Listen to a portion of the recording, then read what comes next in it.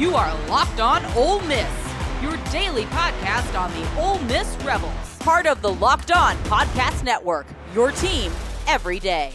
Thanks again for making the Locked On Ole Miss podcast your first listen every day. We're free and available wherever you get your podcast, including YouTube. We're part of the Locked On Podcast Network, your team every single day. Hello, I'm Stephen Willis from the Locked On Ole Miss podcast. I'm joined like I am every week by Daylan Flowers, an Ole Miss student. It's finals week, so I appreciate you being with me, Daylan. Of course, man. I appreciate you having me. I know I was just kind of dealing with some weather right now, so this is why my camera's like that, people. But I can't complain right now.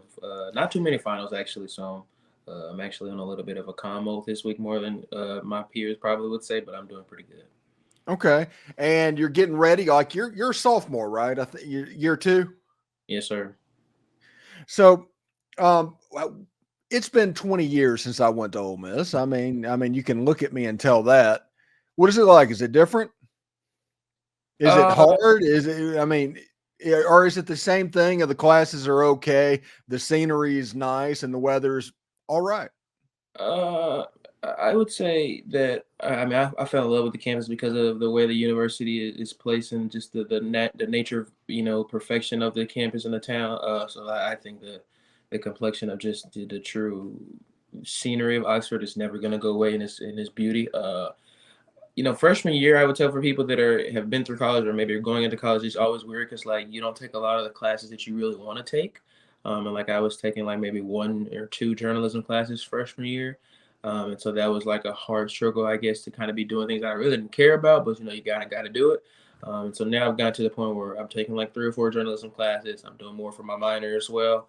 So I mean, it's pretty good, man. I really can't complain because although freshman year had its ups and downs a lot, it set me up to kind of be more comfortable in where I am today with school. And so I'm loving school, man. I know college isn't for everyone, but it's for me, and I'm just glad I had the opportunity to go do it.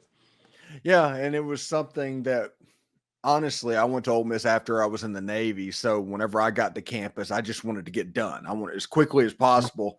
I just wanted it to be over so I could start what I was doing.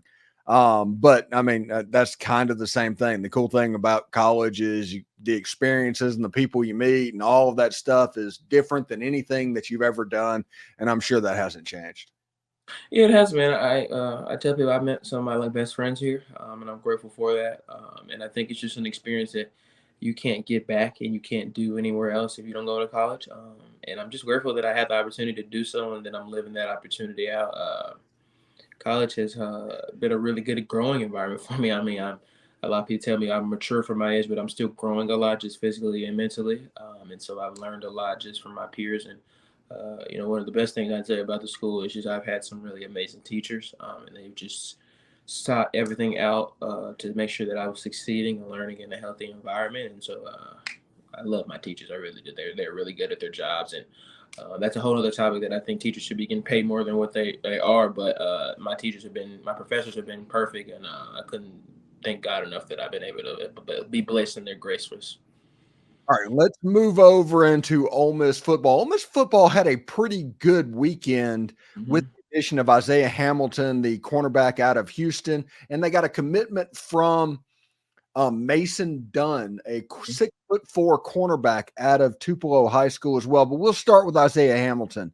This is a guy that on my show this morning I talked about takes Ole Miss secondary from good to great, because this is going to allow front seven and other of the elite pieces that they have to kind of be used in very creative ways. That's so true, man. Isaiah Hamilton is just a pure athlete. I think he did a really good job at Houston and transforming himself to where he was before at Texas Southern. And he's just really good in the open field, man. A really good pass deflection guy, just a really good ball hawk guy. And I think that brings a different dynamic to our secondary that I think that, guys like Trey Amos and maybe Brandon Turnage maybe don't bring. And I think that's why Brian Brown and Pete Golden sought out some different opportunities for our defense in this past transfer portal. And I think it was a home run hit for us, man. Isaiah Hamilton is someone that's just very flexible. They can do a lot of different things in a lot of different positions on the field, and I think that's important whether you want to put him on the outside, inside the slot. And my favorite thing about the kid is he's a really good open field tackler. And you've heard me talk about this before, and I know Lane and Pete Golden talked about it during or after a few different games last season, especially the Georgia game. We struggled that part of our defense last year, and I think that was really one of the big keys that our defense struggled in was, open field tackling and stopping the big plays from opposing teams. And I think Isaiah Hamilton comes in and sets a different dynamic and sets a different page for our defense in that area, which is really important because, like you just said, our front seven has grown tremendously and our linebacking core has grown tremendously. When you get guys who can now play on the outside skirts as well and can match up with a lot of defenders, and as well, you have confidence in them going up, maybe deflecting a pass more or, tackling when needed instead of allowing a pass deflection or a broken tackle to get into an end zone. You just get more confidence in your defense. And that is the rotation of what you need to be adaptable. And we've just seen in the last 6-7 months that we're really adaptable now. And we have depth. And, as much as, people want to talk about other schools such as Georgia and teams that are at a higher national level, they have a lot of great guys, but they have depth. And no matter what era we're in, of the transfer portal, before the transfer portal, a lot of great teams that want to succeed need depth. And I think that's what we did here. And I'm very happy about Isaiah Hamilton. He's been through the ranks at a lot of different just good schools. And I think coming here is now going to hopefully see his full potential rise. And I'm very excited to see him put out on the field. Yeah, people my age know that the way you stop the triple option is you have to stop the fullback dive first. If you can't do that, it's going to be a very long day.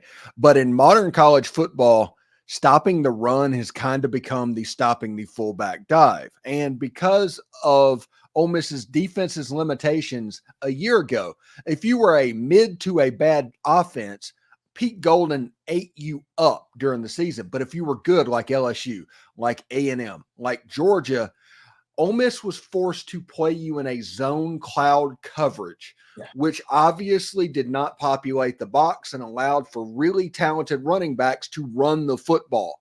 And whenever that happened, that opens up everything. And you see a situation like LSU, like the second half of A&M, like the Georgia game, to where it just couldn't stop anybody because that running system was cut up. Now, Trey Amos, a man coverage cornerback.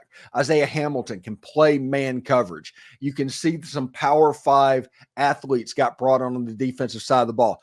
These are all brought in to where they can play man coverage, put both the corners out on an island, and kind of get creative on the inside to stop that run game. Because like I just said, that has become the new fullback dive of modern college offenses, is stopping the running attack. If a team is allowed to run on you, they can do everything to you. It opens up everything. There is no give up one thing to stop the other. If you do not stop the run, you will not be able to stop the pass. That's true, man. And, that can kind of be a testament to where our team is. I think Lane Kiffin has now established himself as a focusing on the run on offense. And the running game for our offense now allows us to open up in the passing game. But I think Isaiah Hamilton also just brings a bit of comfortability to guys like Wes Neighbors, who is our safeties coach, and allowing our safeties to maybe play up a little bit more and, and invest in stopping that running game a little bit more, helping out our linebackers in that square box in that linebacking area of the defense. I'm really excited about this because, like I said, the depth portion is really important, but the versatility Isaiah Hamilton gives our defense is very elite. And when you don't have a quarterback that can just sit back and make a play with his feet, sometimes guys like Isaiah Hamilton can really prosper on that. And even guys that have, the ability to run with their feet a lot, like guys that we've seen last season that played against us.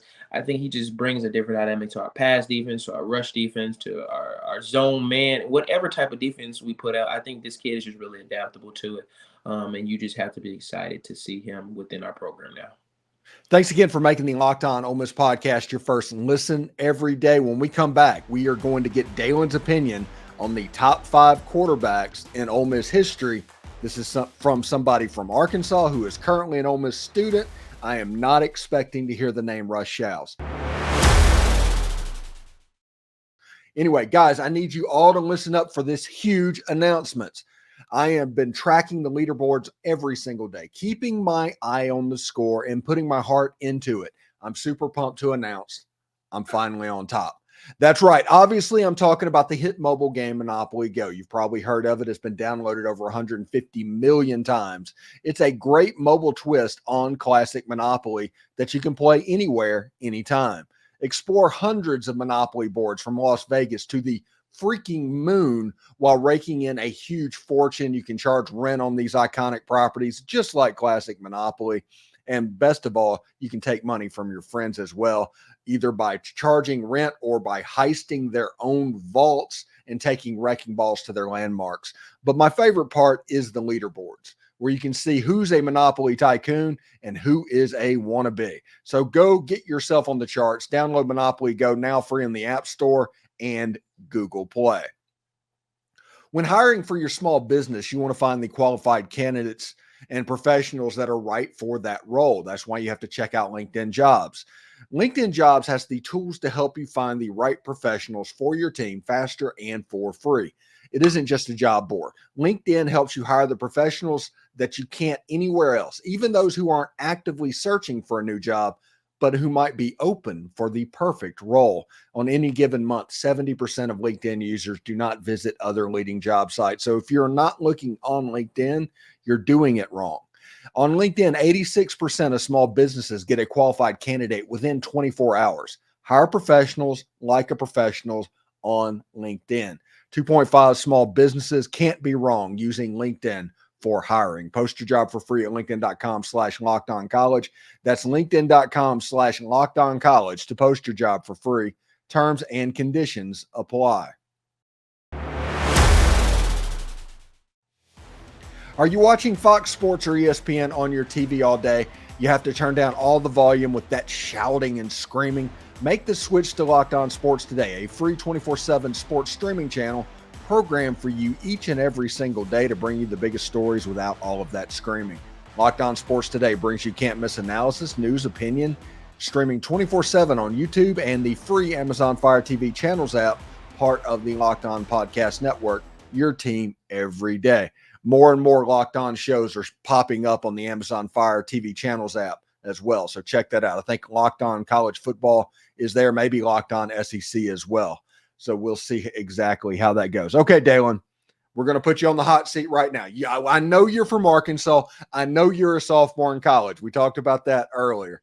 So we are going to ask you in our top 5 question this week. It's top 5 quarterbacks in Ole Miss football history. We're going to start with the youngest member and contributor on our show. So give me number 5. I just want to say my appreciation for you continuing to remind people watching that I'm from Arkansas and I'm still young. So God, bear with me, guys, that I'm still learning about the program and the history of this school, and so bear with me. But I'm gonna go number 5, Shea Patterson. I know that may come as a big remark to a lot of people, but I think even in his short time here, and I know he's not the biggest friend of the university anymore since he transferred out, but I think he did a remarkable job in his short time here, his 2 seasons here at Ole Miss, even though I know he battled with injuries. And I think he kind of, if I'm not mistaken, was one of the biggest recruits to ever come to Ole Miss as well. But his potential from high school to college was fulfilled here. I think he did a really good job. It just his poise and coming in as a young guy here is never easy, and especially with the expectations that we have kind of grasped over the last 15 years at this program. And I think Shea Patterson just did a really good job and just being an accurate passer, an efficient passer as well. Just had a really good passing rating here at Ole Miss. And again, like I said, I know that he is probably not the fan favorite anymore, but I think his time here was very well spent, especially in a weird and a rough kind of edge at that time at Ole Miss. Yeah, the worst thing that Shea Patterson did at Ole Miss was wear number 20. That's unforgivable, honestly. It's just terrible type stuff. All right, number 4. See, I don't know where to go with this, but I'm gonna go Bo Wallace at number 4. And it's kind of weird just where we are with someone who is currently here at the school, which of course I will bring his name up later, but I think Bo Wallace did a fantastic job. Obviously, his marks against the one and only Nick Saban in Alabama are forever known at this school, and what he did in those big time games, and just his passion for the school, his love for the school, and his work ethic to make sure that this program was put forward to be one of the best and known schools in the country. And I think Bo did a good job with that. I think he was a fan favorite. I think, obviously not one of the most athletic guys in the world. But I thought when the hedges were needed, he made the correct passes. He made the best reads. And one of my favorite things about Bo was he wasn't the quickest guy, but if he needed to use his feet and put that shoulder down, he would do it. And I think Bo just had a lot of heart and wasn't scared of anybody, wasn't scared of any opponent. And he gave 200% at all times when he was on the field and had that Ole Miss logo on his helmet. And so I love Bo. Bo was kind of one of those guys that I kind of had gotten comfortable with in my time growing up with sports, and Bo was kind of that one of those first names I remember here being a part of and noticing the Ole Miss program, and Bo just did a fantastic job. I mean, just the wins against Alabama, of course, are notorious, but I think just his entire stability of what he did here and kind of changed the landscape of what the quarterback notion here at this school is, in my opinion. I think Bo just did a really good job legacy-wise for Ole Miss. Yeah, the last quarterback to be the quarterback for Ole Miss on NCAA football on PlayStation or the Xbox. So you've heard people say, Dr. Bo, time to operate, all of that. It goes back to the NCAA thing. Most recently, Bo Wallace with his Twitter beefs with Hottie Toddy Strohs.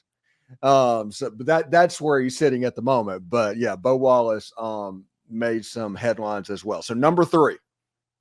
Number 3 is our current guy, Jackson Dart. I know that he is continued to just improve a lot. And, when he first got here, I was skeptical. I know that he had spent time at USC, but it was a raw guy, battle injuries at USC, and I think maybe started maybe 4 games at USC before then.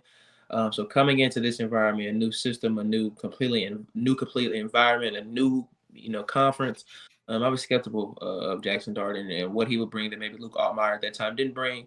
But he came into the gates with a level head, a lot of confidence, a lot of swagger. And I think he grew a lot of freshman year. I knew we kind of finished, 2022 on a sour note, losing a lot of games at the end of the year. But I think the progression of Jackson has been just remarkable. I think he's been able to read defenses better. I think his long ball has progressed really well.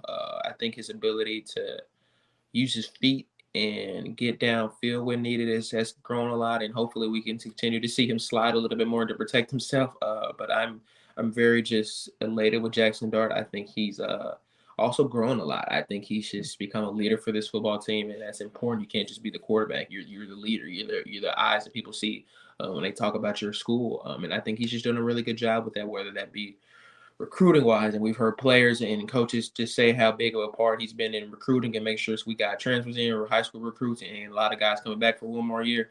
And I think Dart has just made a truly good impact on the dynamic of what Lane Kiffin has done at Ole Miss and where we hope to see it go in the future. And so I'm just very glad to be a part of Dart's time here at Ole Miss and just see his true potential and growth, because I'm a very, very, very big fan of the kid. Yeah, pretty much every Ole Miss passing and rushing record by a quarterback, with the exception of maybe touchdown passes. I think Eli is going to get to keep that. There's a chance that Jackson Dart will own all of those and be the winningest quarterback in Ole Miss history, which means if Ole Miss makes it to a home playoff game, that's kind of the floor to where Ole Miss finishes in the top 8. He's going to be number 1 on this list moving forward, and there's not really going to be any debate on that. All right, number 2.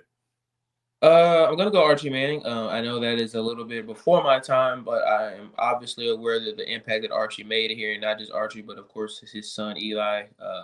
But Archie was at that time notorious just for being the guy, and I think that he just brought a lot of faith and history to Ole Miss, and I think that is going to continue to forever be a part of where our school is. And you can't really talk about Ole Miss without mentioning the name Archie Manning.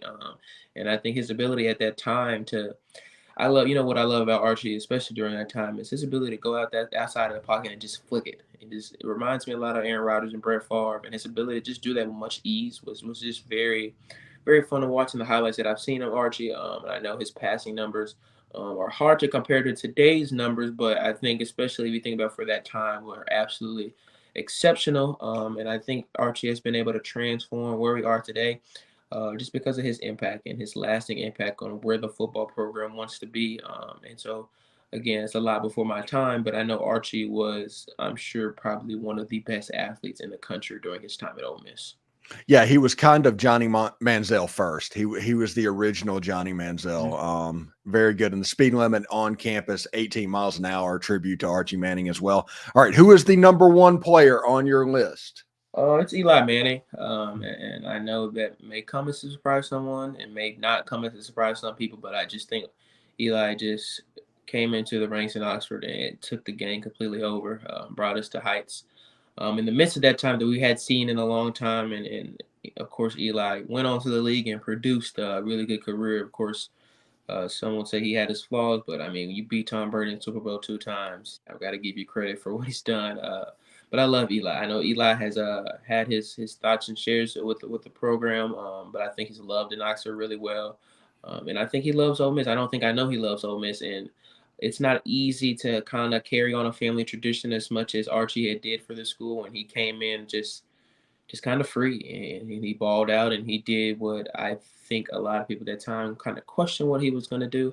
But he did a really good job at Oxford, brought us to heights and raised us to national bowl games that, it's not easy doing at this school, man. It takes so much effort and heart and just tactical game plan to be elite at Ole Miss. And I mean, that's what Eli came in and did. And I'm forever thankful for him, because I don't know where this program would be if we would be here today with where we want to be without Eli Manning and the helm that he held during his time at Ole Miss. So I put Eli number one. I think his record and just his entire resume is really sought out. And I'll say this really quick as well. I think Jackson Dart has a chance to, when he's done and said, to be the top of my list. And I think a lot of people's list as well, just the notoriety, the numbers, and of course the resume of his winning culture is here. So Eli's my number one, but don't be surprised if Jackson Dart comes out and does what I think he will do this upcoming season, that a lot of people have him as the greatest quarterback in Ole Miss history. Yes, and Eli Manning with the tweet of all tweets on today. Last night was the roast of Tom Brady. Eli Manning said he wanted to go, but he didn't want to roast Tom Brady for a third time. And that was such a baller move, with the greatest of all time quarterback being roasted and Eli Manning getting to say, hey, I took you down twice on the biggest stage. Yeah, I love Eli. And I think he's, I'd say one thing as well that I think him and Peyton, if people don't watch their shows during the full NFL season, you just kind of get to depict their minds and how they see the game as a quarterback, and their longevity of being a quarterback. It's just amazing to see those two guys just talk about the game and how they understand it. And Eli's just, I say a lot of guys, if you saw them in public and you didn't know who they were, you may not think that they were a generational talent. But Eli, kind of looks like just a random dad, but Eli's mind and understanding and confidence in the game of football is just out of the world, man. It really is. Thanks again for making the Locked On Ole Miss podcast your first listen every day. We're free and available on all the podcast apps and on YouTube. We're part of the Locked On Podcast Network, your team every single day. Daylan Flowers wrapping up finals this week. He's getting ready to start year 3 at Ole Miss. Good luck, Daylan, and thank you very much, bud. I appreciate it, man. It's always high to y'all.